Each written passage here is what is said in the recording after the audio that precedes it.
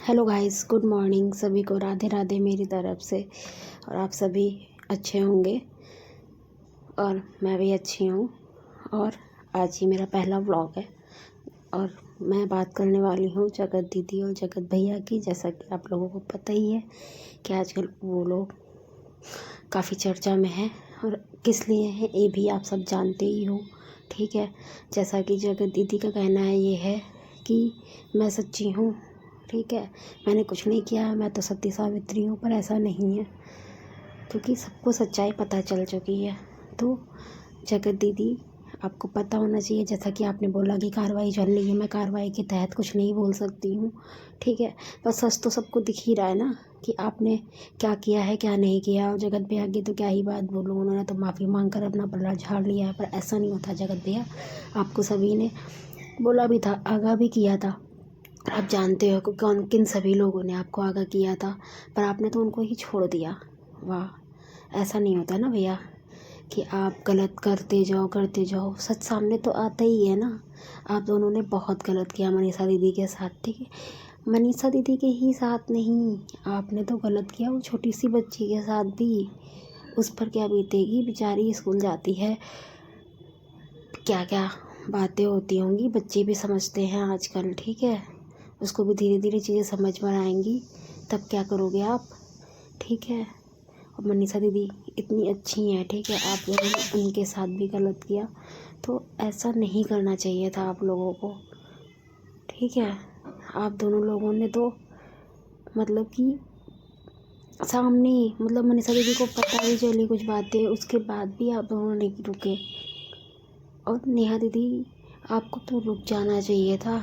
आपने तो खुद अपने पति को खोया है, तो आप ये दुख समझ सकती हो कि कैसा है, होता है।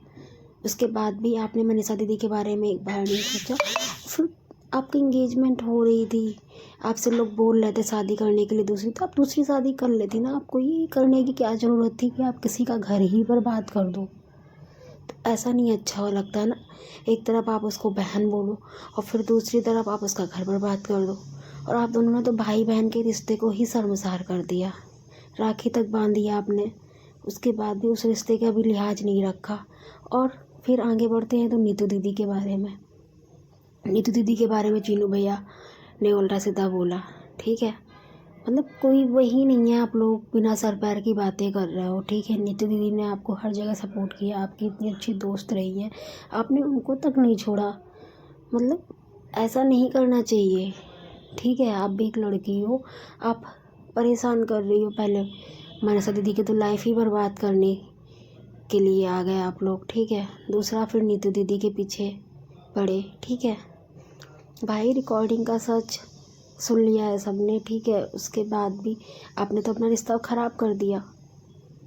और वो इतना हंसती खेलती रहती हैं, दूसरों को हंसाती हैं। ठीक है, इतनी साफ दिल है, सबको पता चलता है। पर आप लोगों ने उनको भी नहीं छोड़ा। ठीक है, फिर अलका दीदी पर आते हैं। अलका दीदी ने तो को चीनू भैया ने बोला कि दीदी आप ये सारी चीज़ें पोस्ट कर दो, लाइव पर मैंने देखा था। ठीक है, अलका दीदी को जो जो चीज़ें मिली उन्होंने पोस्ट कर दिया।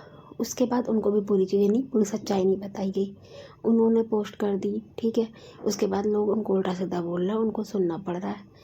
बल्कि उन्हें भी नहीं सच पता चला, पर उन्हें जब सच पता चला तो उन्होंने सच बोला। ठीक है, पर ब्लेम गेम खेलने की ज़रूरत नहीं है। ठीक है, आपने एक लड़की की ज़िंदगी बर्बाद करी है, आप उसका मतलब रिश्ता ही बर्बाद कर रही थी यार। आप और सचिन भैया, समझ रहे हो आप दोनों क्या कर रहे थे।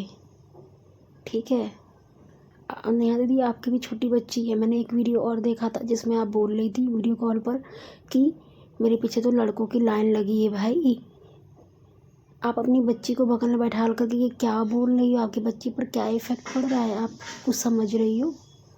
और मनीषा दीदी, आपसे तो सिर्फ एक ही रिक्वेस्ट है कि अब आप सोच समझ कर डिसीज़न लीजिएगा।